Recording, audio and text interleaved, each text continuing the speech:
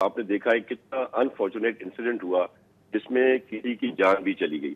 तो वो भी एग्रेशन कहाँ से आया था? की पीपल्स पार्टी के कारकुनों के साथ मार कुटाई करना, फिर उनका रिस्पॉन्स आना, मतलब ये सब चीजें अभी भी अवॉइड हो सकती हैं। अभी अल्लाह ना करे अगर हालात ज्यादा खराब हुए तो ये किसी के लिए भी अच्छा नहीं होगा, ना पीपल्स पार्टी के लिए होगा, ना ये एमक्यूएम के लिए होगा, ना ये जमायत के लिए होगा।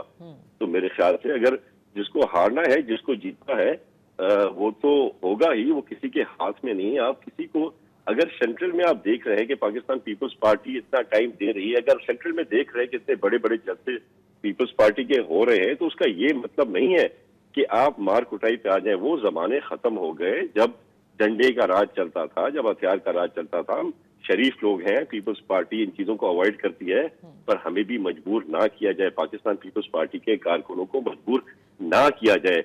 अभी भी अरशद वोरा साहब जैसे लोग हैं, सुलझे हुए लोग हैं मेरे ख्याल से, जिनको बैठ के पाकिस्तान पीपल्स पार्टी के साथ या बाकी जमातों के साथ बैठ के एक बॉर्डर लाइंस बनानी चाहिए जिनको पार नहीं करना चाहिए। और